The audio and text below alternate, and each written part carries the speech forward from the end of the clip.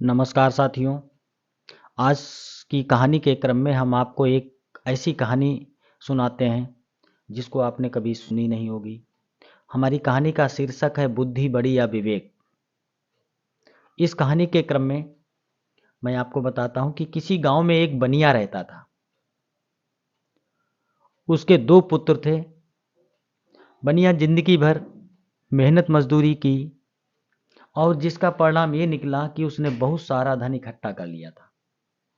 उसके पास खूब धन इकट्ठा हो गया था और उसके दो पुत्र थे। दोनों किसी काम के नहीं थे। सारा दिन आपस में लड़ाई झगड़ा करना, आपस में झगड़ना, उल्टे सीधे काम करना, यही उसके दोनों पुत्रों का दिन भर का क्रम होता था।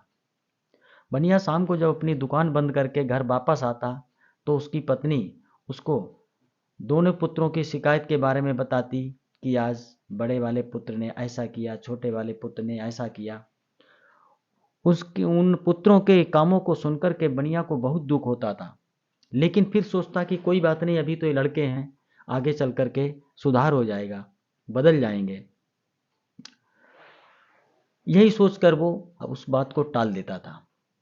धीरे धीरे समय आगे बढ़ता गया और एक दिन ऐसा भी आया जब उसको ये महसूस हुआ, उस बनिया को, कि अब मैं इस दुनिया में बहुत ज़्यादा दिन नहीं रहूँगा, क्योंकि अब मैं बहुत ज़्यादा बूढ़ा हो गया हूँ और पता नहीं किस दिन बुलावा आ जाए। तो वो ये सोचने लगा कि उसने जो इतनी मेहनत करके जो इतना ढेर सारा धन एकत्र किया है, जो इतना बड़ा बिजनेस तैयार किया है, इसका क्या होगा, आखिर इसको किसको सौंपा जाएगा। क्योंकि उसके दोनों पुत्र तो अभी कुछ भी करते नहीं हैं, उनका व्यवहार भी ठीक नहीं, उनका चाल चलन भी ठीक नहीं है, लेकिन फिर इसका होगा क्या। वो सोचने लगा कि नहीं नहीं, मैं अपने दोनों पुत्रों में ये धन बांटूंगा नहीं। मैंने जो ये सारा धन इकट्ठा किया है, इसको मैं किसी एक ऐसे पुत्र को सौंपूंगा जो दोनों में सबसे ज़्यादा बुद्धिमान होगा। अब सवाल ये सामने उठ खड़ा हुआ कि आखिर ये कैसे पता चलेगा कि दोनों में कौन अधिक बुद्धिमान है। तो उसने इस बात का पता करने के लिए अपने दोनों पुत्रों की परीक्षा लेने का निर्णय किया। उसने अपने दोनों पुत्रों को बुलाया और कहा कि ये 2 रुपए रखे हैं, तुम दोनों इनमें से एक एक रुपया उठा लीजिए और मैं चाहता हूं उस 1 रुपए से कोई ऐसी वस्तु खरीद के लाना, अपने अपने 1 रुपए से कोई ऐसी वस्तु खरीद कर लाना जिससे हमारा पूरा घर भर जाए। अपने पिता की यह बात सुनकर के पहले तो दोनों पुत्रों को ऐसा लगा कि उसके पिता पागल हो गए हैं, वो होश में नहीं है। लेकिन जब पिता ने फिर वही बात दोहराई कि आप तुम दोनों अपना अपना रुपया उठा लीजिए और जाइए, मैंने जैसा कहा वैसा कीजिए, और याद रखना कि दोनों में से किसी को भी 1 रुपए से अधिक खर्च करने की आवश्यकता नहीं है। जब ऐसा सुना तो उसके पुत्रों को अपने पिता की आज्ञा का पालन करना आवश्यक हो गया था। दोनों ने अपना अपना रुपया उठा लिया और अनमने मन से आगे बढ़ गए।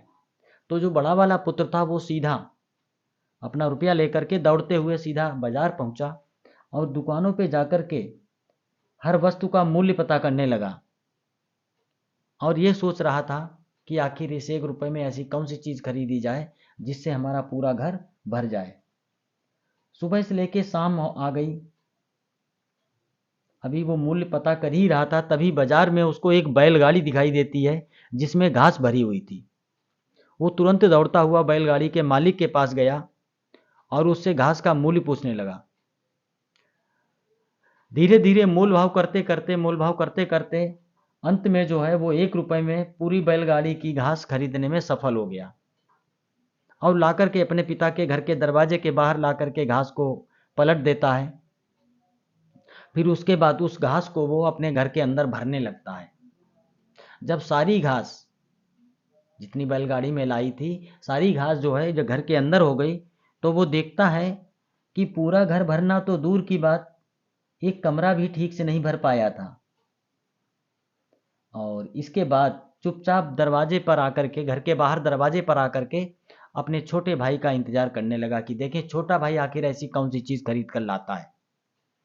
उधर छोटा भाई, उसने अपना रुपया उठाया था और वो सीधे बाजार नहीं गया, वो थोड़ा आगे चल करके और बैठकर ये सोचने लगा कि आखिर 1 रुपए में ऐसा क्या खरीदा जाए जिससे पूरा घर भर जाए। उसने अपने विवेक का प्रयोग किया और ये सोचता रहा, पूरे दिन ये सोचता रहा कि आखिर ऐसी तो कोई चीज़ जरूर मिलती होगी, अगर पिता ने आज्ञा दी है तो ऐसी कोई न कोई चीज़ जरूर मिलेगी जिससे हमारा पूरा घर भर जाए। सोचते सोचते सुबह से शाम होने को आई।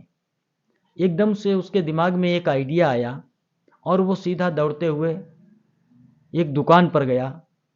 वहाँ से उसने मोमबत्तियों के 4-5 पैकेट खरीदे और लौट के जब वो वापस घर पहुंचा तो सूर्यास्त होने को था। उसने घर के हर कमरे में जाकर के 4-4 मोमबत्तियां चारों कोनों पर लगा दी। आंगन में भी लगा दी 4 मोमबत्तियां, हर कमरे में 4 मोमबत्तियां लगा दी। उसके बाद जब अंधेरा होने को आया तो माचिस ली और सारी मोमबत्तियों को जला दिया।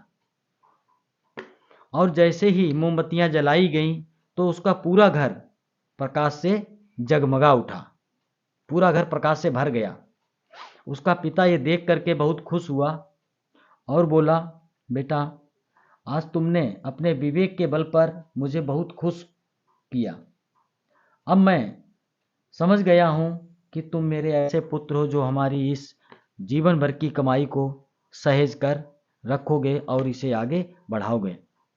मुझे पूरा विश्वास हो गया है कि तुम असली बुद्धिमान व्यक्ति हो। तो दोस्तों, इसीलिए कहा जाता है कि बुद्धि से बड़ा विवेक होता है। धन्यवाद।